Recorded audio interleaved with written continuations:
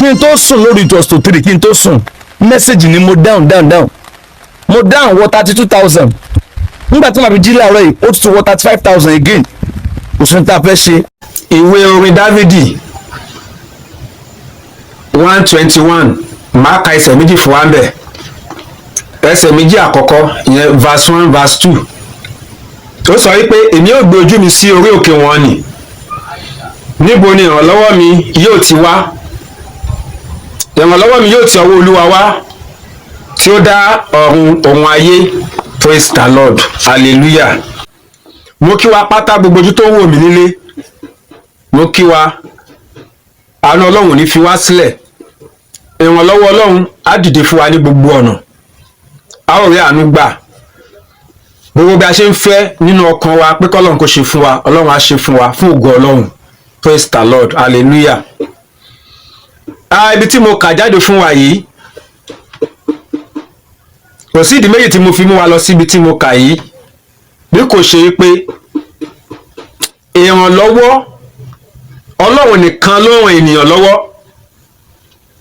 Ẹ̀dá kan ní ìrànlọ́wọ́ kan tó lè ṣe fún ẹ̀dá ẹgbẹ́ ẹ̀. Ẹ má ṣì mí gbọ́, ẹ jẹ́ n ṣàlàyé ara mi. Ẹni tọ́lọ́run bá rán sí ènìyàn ló ràn ènìyàn lọ́wọ́. Ohun tí mò ń gbìyànjú láti sọ fún wa nìyẹn. Ọlọ́run ló ràn ènìyàn lọ́wọ́.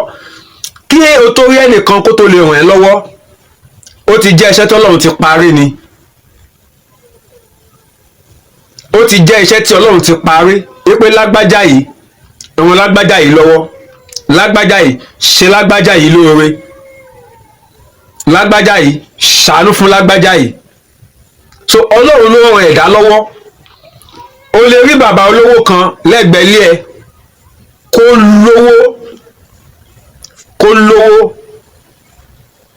lówó kó dẹ̀ má lè fi 1,000 ẹ̀ kó má lè fi bá ọ ṣeré, kó wá ní ọ̀dájú ènìyàn ní ìkà ni. Rárá, má sọ bẹ́ẹ̀. Ọlọ́run rán sí ẹni, Ọlọ́run rán sí ẹni. Ọlọ́run sọ wípé yóò ṣàánú fún ẹni, torí Ọlọ́run ló ń ṣàánú fún ènìyàn, ènìyàn kan ló ń ṣàánú fún ènìyàn. Àwọn Yorùbá máa ń sọ̀rọ̀ kan ní àjùmọ̀bí ò kan tàánú, ẹni tí Ọlọ́run bá rán sí ni ló ń ṣe ní lóore.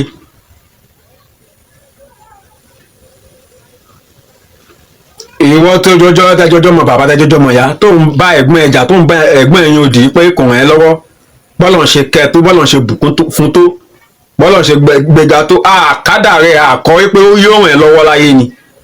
Tí ìrànlọ́wọ́ ẹ̀ bá ń bẹ lọ́wọ́ ẹ̀ yóò ràn ẹ́ lọ́wọ́. Tọ́lọ́run bá kọ́ pé yóò ràn ẹ́ lọ́wọ́ láyé, tó bá jẹ́ pé ogun kan ni ò jẹ́ kó ràn ẹ́ lọ́wọ́, tó bá gbàdúrà dé level tó gun yẹn ṣẹ́ yóò padà ràn ẹ́ lọ́wọ́. That is another aspect of it.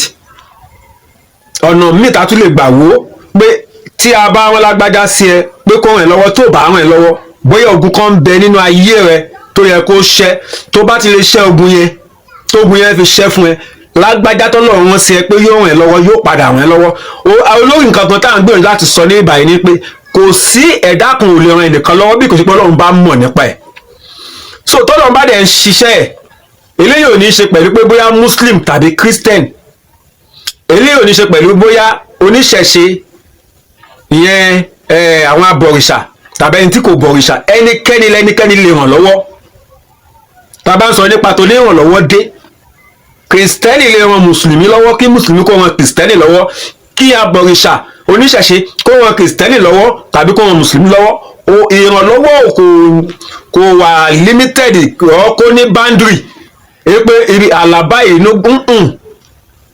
ohun tá à ń pè ní ìrànlọ́wọ́ nìyẹn. Ọlọ́run ló dẹ̀ ràn ẹ̀dá lọ́wọ́. Pé òun ni kábíyèsí àjáde sọ pé èmi yóò gbé ojú mi sókè wọn nì, níbo ni ìrànlọ́wọ́ mi yóò ti wá? Ìrànlọ́wọ́ mi yóò tọ̀ Olúwa wá tó dá ọ̀run òun ayé. Òun ni nípa Agbala Gabriel. Agbala Gabriel ó sọ̀rọ̀ kan nínú prógrámù ẹ̀ kan, ó ní miss call tàbí text message tí òun gbà lójúmọ́ kì í ṣe díẹ̀. Kí n tó sùn lórí it was to 3 kí n tó sùn message ni mo down mo down wọ 32,000 nígbà tí màá fi jí láàárọ̀ yìí ó tún wọ 35,000 again.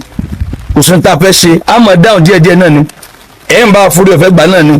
Ìwọ tó ti message wa tipẹ́tipẹ́ tá a ti reply, o lè tún lọ tún sẹ́ǹdì báyìí mo lè wà lórí fóònù láàrin 1 hour kọ́lọ́n ṣeun kí n rí tí ìbọn wa kàn láti dáwọ́ náà ló mọ́ bínú mẹ́sẹ̀gì pọ̀ ń bí mẹ́sẹ̀gì kò pọ̀ ó ti pọ̀ jù nígbà tí ẹ̀ bá wo mẹ́sẹ̀gì 35,000 35 kí 3,000 mi ìrírú ẹ̀rí láyé 35,000 messages.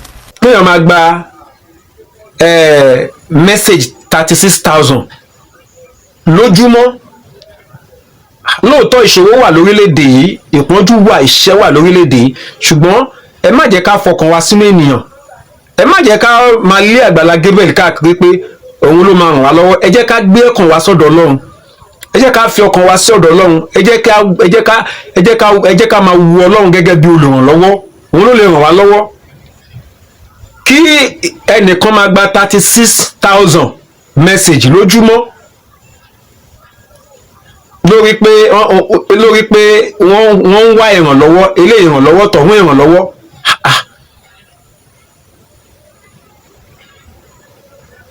Agbala Gabriel kì í ṣe Ọlọ́run nìkan ló ràn ènìyàn lọ́wọ́, so tó bá dẹ̀ fẹ́ ràn ẹ́ lọ́wọ́ á dẹ̀ ràn ènìyàn bíi tiẹ̀, á dẹ̀ ràn sí ọ.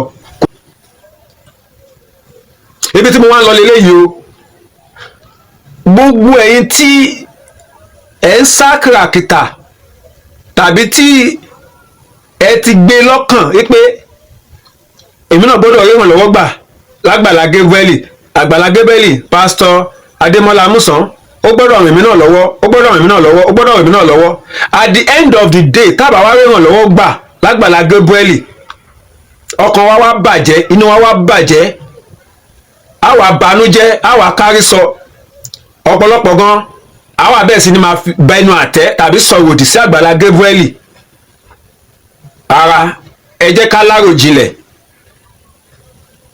ihun tó fà á nígbà tá a padà rí ìrànlọ́wọ́ gbà tọkàn wa fi bàjẹ́,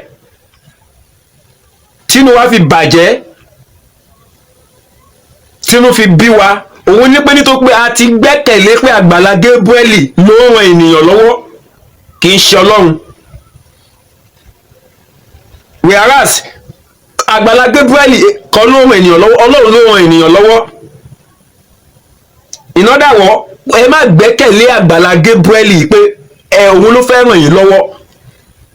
Tọ́lọ́run ò bá ti kọ́ wípé Agbala Gabriel ló máa ràn yín lọ́wọ́, kẹ́ la kàkà, kẹ́ dá gbogbo ọgbọ́n, ẹ kàn rí pé pàbó náà ló já sí, tàbí kẹ́ rí ìrànlọ́wọ́ yẹn gbà bọ̀ kó má jẹ́ ìrànlọ́wọ́ gangan tó máa bá ìní ayé yín pàdé, tó máa tán ìṣòro ayé yín, tó máa mú ìtura bá yín. Ìrànlọ́wọ́ tó kàn jẹ́ pé ráńpẹ́ partially tó lè gbé yín débi kọ̀ọ̀kan nítorí pé àkádàrẹ́ pé Agbala Gabriel ló máa ràn yín lọ́wọ́. Ìdí ẹ̀dẹ́ tó jẹ́ pé gbogbo ọkàn tó rí ìrànlọ́wọ́ gbà lágbàlá Gabriel, ṣé gbogbo wọn ló rí ìrànlọ́wọ́ tí wọ́n fẹ́ gangan gbà to their satisfaction, pé sí ìtẹ́lọ́rùn wọn, pé ìrànlọ́wọ́ gangan tí wọ́n fẹ́ wọ́n rí gbà? Kì í ṣe gbogbo wọn náà, torí pé kì í ṣe Agbala Gabriel la rán sí yín. Ó ti ní àwọn kan pàtó tí a ti hand over lé Agbala Gabriel lọ́wọ́ nínú ẹ̀mí tí Ọlọ́run ti sọ tó ti arrange pé Agbala Gabriel ìwọ ló máa ran lágbájá yìí lọ́wọ́. Nípasẹ̀ mi, oore ọ̀fẹ́ tí mo fún ẹ nìyí láti ran lágbájá yìí lọ́wọ́. Èmi ni mo wà ní díẹ̀, kì í ṣe ìwọ. Àwọn tí mo dẹ̀ ti kó lé ẹ lọ́wọ́ pé òun ràn lọ́wọ́ lélẹ́yìí. Lẹ́ṣẹ̀ máa rí pé àwọn míì rí ìrànlọ́wọ́ gbà, ìrànlọ́wọ́ tó nítumọ̀, tó yí ayé wọn padà, tó reshape ayé wọn, tí ògo farahàn níbẹ̀, táwọn èèyàn mọ̀ pé lóòótọ́ ìrànlọ́wọ́ eléyìí ó nítumọ̀, ó láàmì, ó làákà, torí a ti kọ́ láyé pé nípasẹ̀ Agbala Gabriel Ọlọ́run ti ṣètò ẹ̀ bẹ́ẹ̀ pé wọn ó dìde. Parí olódó náà kò lè nínú ìtàn láyé tó bá mẹ́nu bà ẹ̀dá ènìyàn láyé kò ní gbàgbé Agbala Gabriel. Ìyá gbóǹkan nínú ìtàn láyé tá bá mẹ́nu bà ẹ̀dá ènìyàn láyé kò ní gbàgbé Agbala Gabriel. Ìyá àbèjọ ọmọ aráyé le nínú ìtàn láyé tó bá mẹ́nu bà ẹ̀dá ènìyàn láyé kò ní gbàgbé Agbala Gabriel.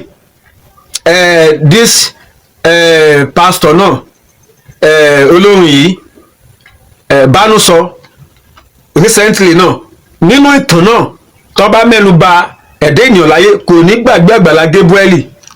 nínú ìtàn láyé arákùnrin Muideen tó ń ta ṣájà, nínú ìtàn láyé tí wọ́n bá mẹ́nu bà ẹ̀dá ènìyàn, Muideen kò ní gbàgbé Agbala Gabriel. Àwọn ẹ̀dá kan ti wà bẹ́ẹ̀ tí Ọlọ́run ti ṣètò tó ti kólé Agbala Gabriel lọ́wọ́. Jésù sọ̀rọ̀ kan, ó ní bàbá, gbogbo àwọn tó kólé mi lọ́wọ́ pátápátá ìkọ̀kan ò sọnù nínú wọn. Ó lé ẹni tí mo fẹ́ ni mo yàn, ẹni tí mo fẹ́ ni mo yàn, ẹni tí mo yàn ni mo ṣe lógo.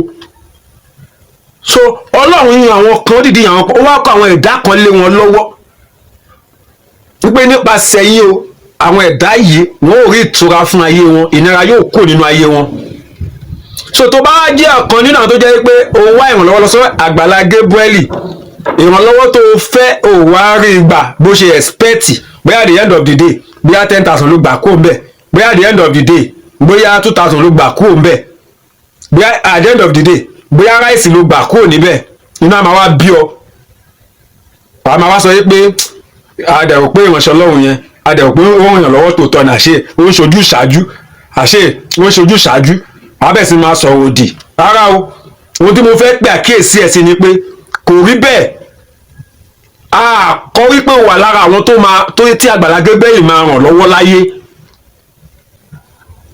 Nínú àwọn ṣánáì tó máa ran ènìyàn lọ́wọ́ tí Agbala Gabriel jẹ́ ọ̀kan níbẹ̀, ó ti ní àwọn tó ti wà ní line yẹn, tó ti wà lórí line ní ṣánáì yẹn tí wọ́n kíw, ó sí lára wọn. Ẹni ṣánáì tó máa ran ìwọ lọ́wọ́ ó ti discover ẹ̀, ó ti ṣàwárí ẹ̀. Tó bá fortunate tí o ní àǹfààní sí ṣánáì tó máa ràn ẹ́ lọ́wọ́, wàá gba ìrànlọ́wọ́ tó máa tù ẹ́ lára, wàá gba ìrànlọ́wọ́ tó máa yí ayé ẹ̀ padà, wàá gba ìrànlọ́wọ́ sí ìtẹ́lọ́rùn ẹ, wàá gba ìrànlọ́wọ́ tó jẹ́ pé ògo á farahàn. Mo ṣàwọn rédíò 93.1 Adánimógo tí bàbá Prophet Sam Olúalọ́ ní program ní Torí Ògo lálálẹ́ Sunday, àìmọye àwọn tó jẹ́ pé foundation yẹn láyé wọn kọjá, ohun tuntun tó padà ṣẹlẹ̀ nínú ayé wọn, ohun ìyanu, ohun ìdùnnú, ohun ayọ̀, ògo tuntun tó padà farahàn nínú ayé wọn. So ènìyàn kan ló ràn ènìyàn lọ́wọ́, Ọlọ́run ló ràn ẹ̀dá lọ́wọ́, ẹ̀lẹ́hun ní ká gbójú sókè sí ká ṣe kéde, ká máa wò fún ìrànlọ́wọ́, ká máa wò fún ìrànlọ́wọ́. Nǹkan tó bá gbẹ́kẹ̀lé ènìyàn fún ìrànlọ́wọ́, at the end of the day wàá padà wà disappointed, inú àwa bàjẹ́, nítorí tọ́lọ́run bá ti rán sí ẹ pé kó ràn ẹ́ lọ́wọ́, ìbànújẹ́ ló máa bá kú ńbẹ̀, kì í ṣèpè. Ṣùgbọ́n ẹni tọ́lọ́run bá ti rán sí ẹ pé kó ràn ẹ́ lọ́wọ́, ayọ̀ ẹ máa kún gan, wàá ní ayọ̀ tó kún lọ́pọ̀lọpọ̀, torí ìrànlọ́wọ́ tó máa gbà yẹn máa ní ìtumọ̀ sí ayé ẹ. Kò sẹ́ni tó nílò ìrànlọ́wọ́. Agbala Gabriel gọgọgọgọ tí ọ̀pọ̀lọpọ̀ ń sátọ̀ lọ́ba fún ìrànlọ́wọ́, òun gan nílò ìrànlọ́wọ́. Òun gan fún ẹ, ṣé gbogbo nǹkan tó ń fẹ́ ló ti tẹ̀ lọ́wọ́? Nítorí ó jẹ́ òǹdè nínú Kristi, àti dè mọ́ ojúṣe yẹn pé ó gbọ́dọ̀ ṣe lẹ́sẹ̀ rí àwọn nǹkan tó ń ṣe wọ̀nyẹn. So nítorí náà ìdí pàtàkì fídíò ṣe jáde ni fún ẹ̀yin ọkàn tó jẹ́ pé ẹ̀ ń gbẹ́kẹ̀lé ènìyàn fún ìrànlọ́wọ́. Ẹ má gbẹ́kẹ̀lé ènìyàn fún ìrànlọ́wọ́, ṣùgbọ́n ẹ gbẹ́kẹ̀lé Ọlọ́run gan. So tó bá wà disappointed, ìyẹn ni pé ohun tó bá lọ, ìrànlọ́wọ́ tó wà lọ síbẹ̀ tó bá rí gbà, kì í ṣe Agbala Gabriel o, kò fi ibi kankan ṣẹ́ o, kò fi ibi kankan ṣẹ́.